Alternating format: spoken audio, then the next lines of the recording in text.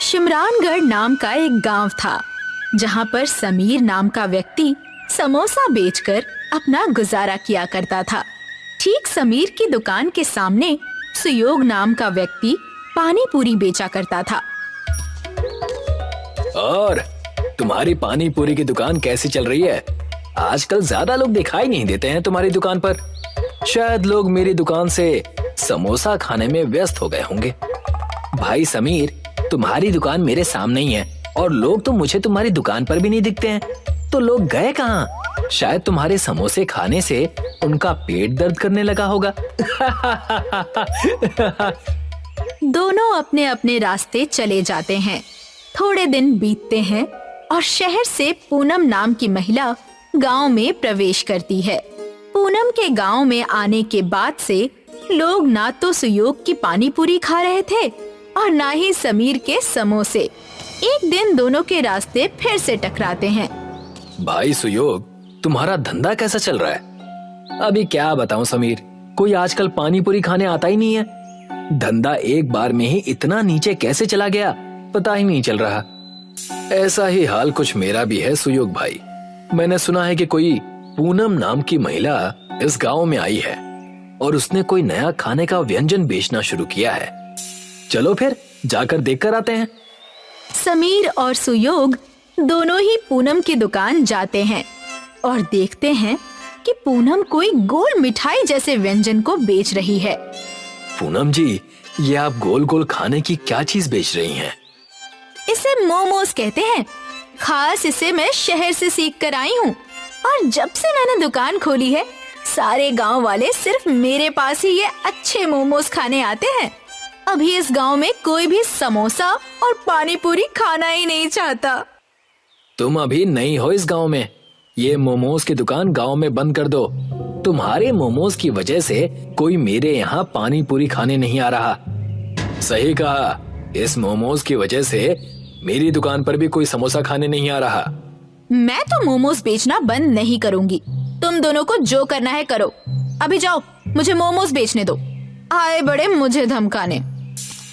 समीर और सुयोग वहाँ से निकल जाते हैं और रास्ते में रुककर एक दूसरे से कहते हैं, मेरे पास एक तरकीब है। जिस तरीके से ये पूनम शहर से मोमोज बनाना सीख कर आई है ना, उसी तरीके से हम दोनों को भी शहर से कुछ सीख कर आना पड़ेगा। इस पूनम को मजा चखाने के लिए हम दोनों को एक साथ आना ही पड़ेगा। क्या कहते हो? हाँ, मैं तुम्हारा साथ दूंगा। समीर और सुयोग शहर की तरफ निकल जाते हैं। बीच में उन्हें जंगल का रास्ता मिलता है। जब वे जंगल के रास्ते से जा ही रहे थे तभी समीर का पैर फिसल जाता है और वो एक गड्ढे में गिर जाता है। अरे समीर, तुम कहाँ गिर गए भाई? ये गड्ढा यहाँ कैसे आ गया? पक्का किसी शिकारी ने किसी जानवर के लिए गड्ढा खोद कर रखा होगा।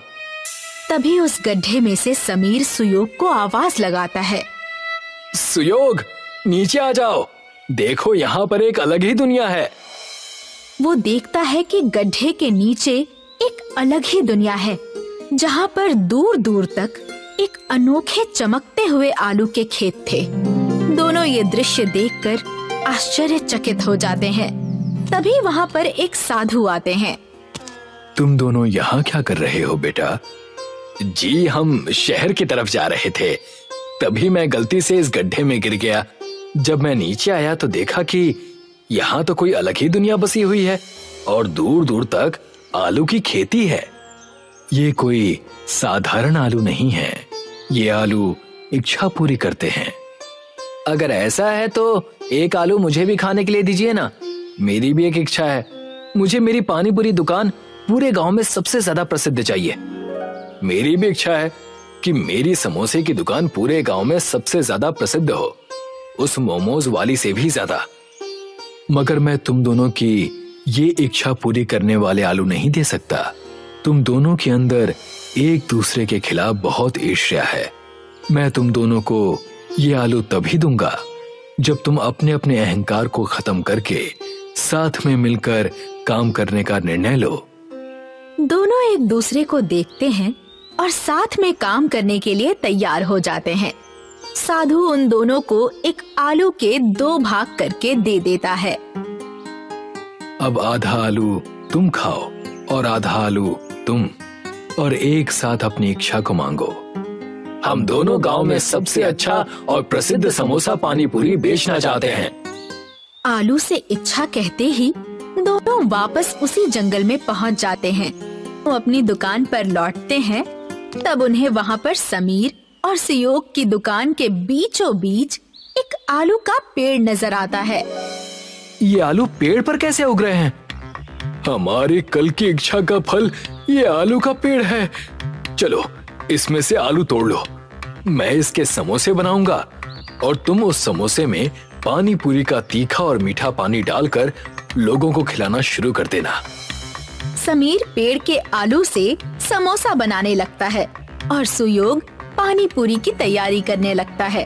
जब सब तैयार हो जाता है, तब दोनों अपने समोसा पानी पूरी को बेचना शुरू कर देते हैं।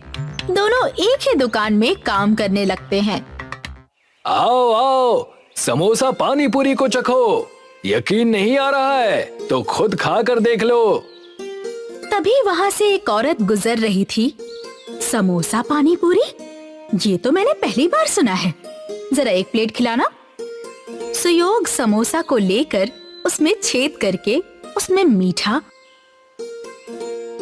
और तीखा पानी डालकर उस औरत को एक प्लेट समोसा पानी पूरी दे देता है।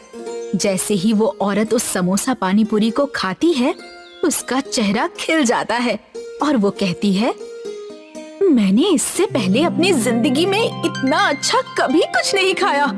ये तो बहुत स्वादिष्ट है। भाई और 2 प्लेट देना और 10 प्लेट घर के लिए भी पैक कर देना। जी अभी देता हूँ। धीरे धीरे पूरे गांव में समीर और सुयोग की पानी पूरी की बातें होने लगती हैं और पूरा गांव समोसा पानी पूरी का दीवाना हो जाता है। वो सिर्फ शिमरानगढ़ नहीं बल्कि दूसरे गांवों में भी प्रसिद्ध हो चुके थे, मगर उनका उगता सूरज किसी और को चुभ रहा था। अब लोगों को क्या हो गया? मेरे दुकान पर आजकल कोई आता ही नहीं है। किसी को मोमोज खाना ही नहीं है, सबको वो समोसा पानी पूरी खाना है। और ये समोसा पानी पूरी कितना अजीब है। पूनम खुद से बातें करने में लगी थी, तभी वहाँ पर सूरज दलाल आ जाता है। क्या हो गया पूनम जी? मोमोज नहीं बिक रहे, इसीलिए तो परेशान नहीं हैं। मैं परेशान क्यों ना हूँ? इतनी मेहनत करके शहर जाकर मैं मोमोज बनाना सीख कर आई थी। मुझे कुछ करना होगा, नहीं तो मेरे लेने के देने पड़ जाएंगे।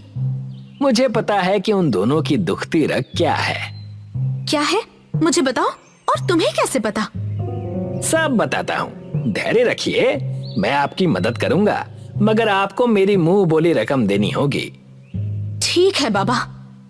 सूरज पूनम को आलू के पेड़ के बारे में बताता है और उसके साथ मिलकर समीर और सुयोग के समोसा पानी पूरी को गांव से हटाने की योजना बनाने लगता है।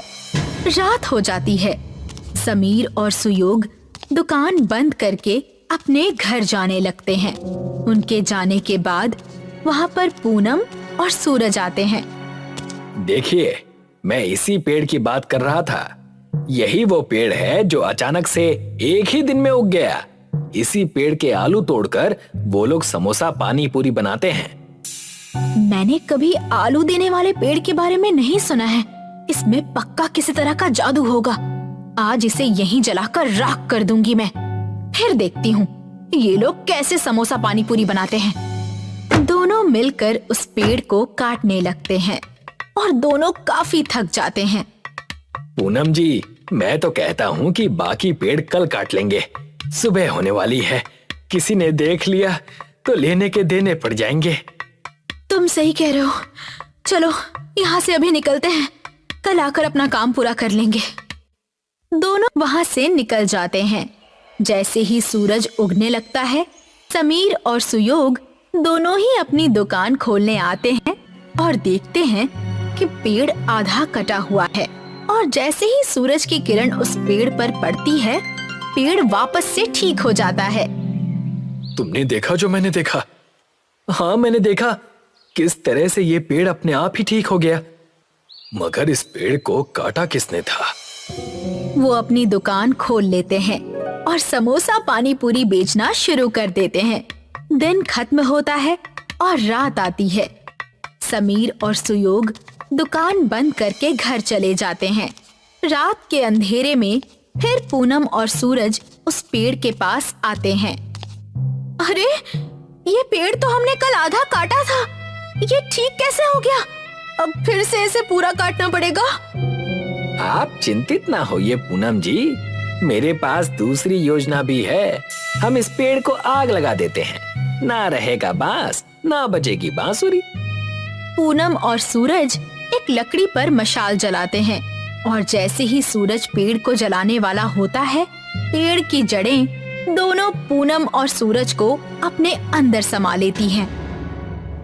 अगली सुबह जब समीर और सुयोग वहां आते हैं, तब वो देखते हैं कि वहां पर अब 3 पेड़ हो चुके हैं। कमाल है, अब तक तो एक ही पेड़ था, अब 3 हो गए।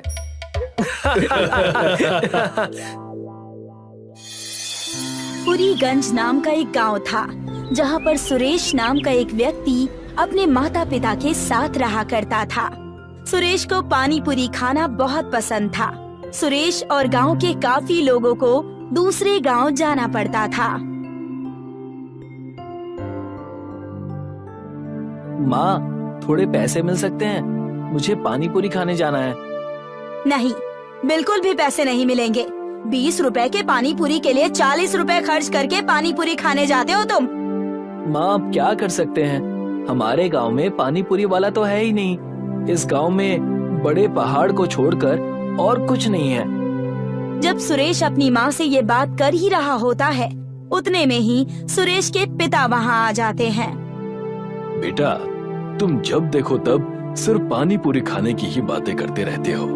ये सब छोड़कर कोई काम धंधा क्यों नहीं ढूंढ लेते? मेरे हाथ खेती कर करके घिस चुके हैं। हाँ पिताजी, मैं काम ढूंढ लूंगा। जब देखो तब आप मुझे ताना देते रहते हैं। अच्छा छोड़िए, थोड़े पैसे दे दीजिए। पानी पूरी खाने दूसरे गांव सुभाष नगर जाना है। बेटा, तुम कब सुधरोगे? सुरेश के पिताजी सुरेश को पानी पूरी खाने के लिए 50 रुपए देते हैं और सुरेश गांव के बड़े से पेड़ के नीचे जाकर अपने दोस्त रोहन का इंतजार करने लगता है। रोहन थोड़ी ही देर में वहां पहुंच जाता है। क्या हुआ? तुम इतने चिंता में क्यों लग रहे हो? अभी क्या बताऊं रोहन, माँ और पिताजी दोनों ही काम ढूंढने के लिए दबाव बना रहे हैं। मैं काम तो करना चाहता हूँ, मगर कोई काम मिले तब ना। बात तो सही कह रहे हो। अब मुझे ही देख लो, मैं कब से काम ढूंढ रहा हूँ, मगर मुझे अब तक कोई काम नहीं मिला। खैर छोड़ो, जल्दी चलो, नहीं तो सुभाष नगर जाने वाली बस छूट जाएगी। हाँ, चलो। सुरेश और रोहन दोनों ही पानी पूरी खाने के लिए निकल जाते हैं और दूसरी ओर गांव का लालची जमींदार लखन अपने कामगार गुल्लू को अपने पास बुलाता है। बताइए, क्या काम आ गया मालिक? मैं कोई नया व्यापार करना चाहता हूँ। बताओ, इस गांव में लोगों के पास ऐसा क्या नहीं है जो मैं इन्हें दे सकूं और थोड़े पैसे ऐड सकूं? वैसे तो मुझे कुछ ऐसा पता नहीं मालिक, मगर गांव के काफी लोग पानी पूरी खाने दूसरे गांव जाते हैं, क्योंकि इस गांव में कोई पानी पूरी बेचता ही नहीं है। सिर्फ पानी पूरी खाने के लिए दूसरे गांव जाते हैं? अब आएगा मजा। जाओ गुल्लू, और पानी पूरी का ठेला तैयार करो और पानी पूरी बेचना शुरू कर दो। और हाँ, ध्यान रहे, पानी पूरी 50 रुपए के नीचे मत बेचना। समझ आई बात? मगर पानी पूरी तो दूसरे गांव में 20 रुपए की मिलती है मालिक। हाँ, मगर हम 50 में ही बेचेंगे। अब ज्यादा सवाल मत पूछो और जाओ, जाकर तैयारी करो। गुल्लू पानी पूरी बेचने की तैयारी में लग जाता है। सुरेश और रोहन पानी पूरी खाकर अपने गांव लौट आते हैं। मुझे विश्वास नहीं होता कि हम सिर्फ पानी पूरी खाने के लिए इतनी दूर जाते हैं, मगर पानी पूरी खाकर सारी थकान एक बार में निकल जाती है। बात तो तुम सही कह रहे हो। काश हमारे गांव में भी एक पानी पूरी की दुकान होती, तो हमें इतना दूर जाना नहीं पड़ता। सुरेश और रोहन दोनों ही अपने अपने घर चले जाते हैं और गुल्लू जमींदार की पानी पूरी के ठेले का पूरा इंतजाम कर लेता है। अगला दिन होता है और रोहन और सुरेश एक बार फिर से उसी पेड़ के नीचे मिलते हैं। और रोहन, चल फिर से पानी पूरी खाने चलते हैं। हाँ हाँ चलो, नेकी और पूछ पूछ। जैसे ही वो दोनों पानी पूरी खाने जा रहे होते हैं, उन्हें एक ठेले के पास बहुत सारी भीड़ नजर आती है। अरे यहाँ इतनी भीड़ क्यों है? चलो जाकर देखते हैं। सुरेश और रोहन भीड़ की वजह से देखने जाते हैं। जैसे ही वो दोनों वहाँ पहुँचते हैं, उन्हें वहाँ पर गुल्लू पानी पूरी बेचते हुए दिखाई देता है। अरे वाह, ऐसा लगता है ऊपर वाले ने हमारी सुन ली। सही कह रहे हो। रोहन गुल्लू से पानी पूरी का भाव पूछता है और दोनों ही पानी पूरी का भाव सुनकर हक्का बक्का रह जाते हैं। 50 रुपए? इतना ज्यादा? दूसरे गांव में तो सिर्फ 20 रुपए में ही पानी पूरी मिल जाती है। उतने में ही जमींदार लखन वहाँ पहुँच जाता है और कहने लगता है, तो वहीं जाकर खा लो पानी पूरी, हमने कहाँ मना किया है। वैसे भी दूसरे गांव में पानी पूरी खाने के लिए भी 50 रुपए ही दे रहे थे ना, तो इससे अच्छा यहाँ दे दो, क्या दिक्कत है? अच्छा, तो ये आपकी दुकान है। तभी सोचूं कि ये इतने ज्यादा दाम में पानी पूरी क्यों बेच रहा है। कोई बात नहीं, हम भी हमारी पानी पूरी की दुकान खोलेंगे और गांव वालों को कम पैसों में पानी पूरी खिलाएंगे। जाओ जाओ, बस गांव में एक मैं ही हूँ जिन्हें बाहर के लोग पानी पूरी की पूरी बनाकर देते हैं। जरा मैं भी तो देखूं कि तुम दुकान कैसे खोलते हो। सुरेश और रोहन दोनों ही वहाँ से निकल जाते हैं और सोचने लगते हैं कि वो कैसे पानी पूरी की दुकान के लिए पूरी ढूंढ सके। तुमने जोश जोश में कह तो दिया, मगर हम पूरी का जुगाड़ करेंगे कैसे? हमें कुछ ना कुछ तो करना ही होगा, वरना ये जमींदार ऐसे ही लोगों से पैसे ऐंठता रहेगा। जब वो ये बात कह ही रहे होते हैं, वहाँ से एक बूढ़ा व्यक्ति बड़ी ही थकी हुई हालत में गुजर रहा होता है। पानी, पानी, कोई मुझे पानी दे दो। आप ठीक तो है ना दादाजी? रुकिए, मैं अभी पानी का बंदोबस्त करता हूँ। रोहन, जाओ, पास में जो भी घर हो वहाँ से पानी लेकर आओ। अभी लेकर आता हूँ। रोहन भागकर जाकर पास वाले घर से पानी लेकर आता है और उस बूढ़े व्यक्ति को पानी पीने के लिए देता है और उनसे पूछता है कि वो इतने थक हार कर कहाँ से आ रहे हैं। बेटा, मैं गांव के पहाड़ की चोटी चढ़कर आ रहा हूँ। वहाँ पर खास तरह की जड़ी बूटियाँ और खेत में बोने वाले बीज हैं। अगर आज तुम दोनों मुझे पानी ना पिलाते तो शायद आज मैं जिंदा ना बचता। वो बूढ़ा व्यक्ति इतना कहने के बाद अपने झोले में हाथ डालकर सुरेश और रोहन को वो जादुई बीज देता है और कहता है, जब भी तुम इन बीज को अपने खेत में बोओगे, तब तुम्हें 5 बार उस वस्तु का नाम लेना होगा जिसे तुम अपने खेत में उगाना चाहते हो, और अगले दिन वो उग जाएगा। बूढ़ा व्यक्ति इतना कहकर अपने रास्ते चला गया और सुरेश और रोहन उस जादुई बीज को अपने घर लेकर चले जाते हैं। चलो आज ही जाकर इस बीज को मेरे पिताजी के खेत में गाड़ देते हैं और देखते हैं कि ये सच में जादुई है या नहीं। सही कह रहे हो, अगर ये काम कर गया ना तो हमारी पूरी समस्या खत्म हो जाएगी। सुरेश और रोहन दोनों ही उस बीज को लेकर खेत में जाते हैं और 5 बार पानी पूरी का नाम लेकर उस बीज को खेत में बो देते हैं। अगली ही सुबह खेत में पूरी उग जाती है और सुरेश और रोहन दोनों ही अपनी पानी पूरी का ठेला डाल देते हैं और सिर्फ 20 रुपए में पानी पूरी बेचना शुरू कर देते हैं। अरे ये तो बड़ी अच्छी दुकान दिख रही है, जरा एक प्लेट तो लगाना भाई। जी अभी लगाता हूँ। सुरेश अपने ग्राहक को पानी पूरी खिलाता है। मैंने आज से पहले कभी भी इतनी अच्छी पानी पूरी नहीं खाई। मजा आ गया इस पानी पूरी को खाकर। एक काम करो, और 2 प्लेट लगा दो और 2 प्लेट घर के लिए भी बांध दो। धीरे धीरे करके सभी सुरेश और रोहन के पानी पूरी के ठेले पर आने लगते हैं। जब भी पूरी कम पड़ जाती है, पानी पूरी की खेती से पूरी लेकर आ जाता है। गांव वालों ने जमींदार के पानी पूरी के ठेले में से पानी पूरी खाना बंद कर दिया था। ये देखकर जमींदार आग बबूला हो जाता है और अपने कामगार गुल्लू से कहता है। गुल्लू, क्या हुआ? पानी पूरी का धंधा चल क्यों नहीं रहा?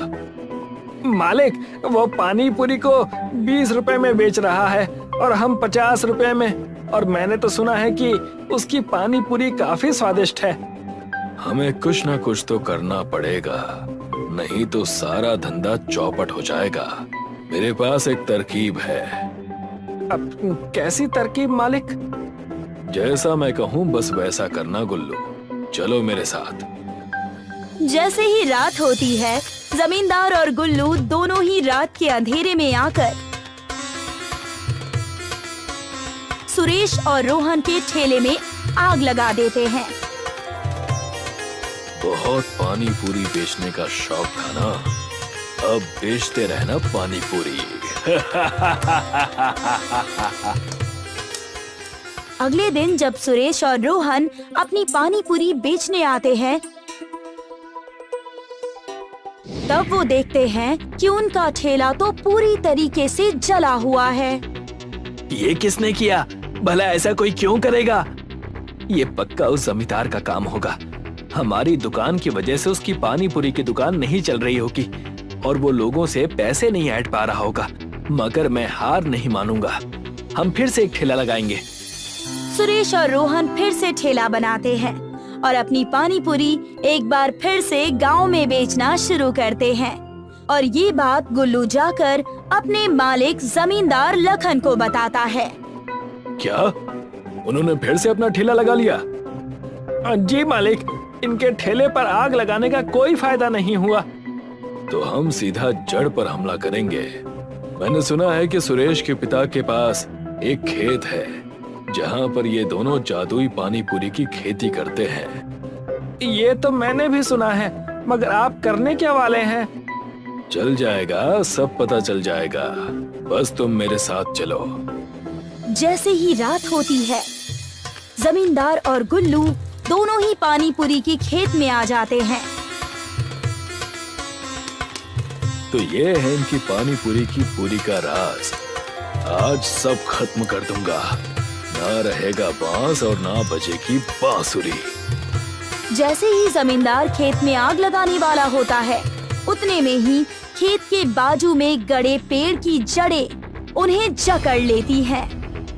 मालिक, आप बचाइए, मालिक आप बचाइए। अरे मैं खुद जकड़ा गया हूँ। पूरी रात जमींदार और गुल्लू फंसे होते हैं। अगले दिन जब सुरेश और रोहन पूरी की खेती करने आते हैं, तभी वो जमींदार लखन और गुल्लू को जकड़ा हुआ देखते हैं। मुझे माफ कर दो सुरेश और रोहन, मैं तुम्हारी खेती जलाने के लिए आया था, मगर यहाँ के झाड़ों ने हमें जकड़ लिया। मैं तुम दोनों को आश्वासन देता हूँ कि मैं अपने सारे गलत काम छोड़ दूंगा और पानी पूरी भी 20 रुपए में बेचना शुरू कर दूंगा। ये झाड़ इन खेतों की रक्षा करते हैं। आपको अपनी गलती का पछतावा है, हमारे लिए बस इतना ही काफी है। जैसे ही सुरेश और रोहन जमींदार और गुल्लू को माफ कर देते हैं, वैसे ही पेड़ उन्हें छोड़ देते हैं।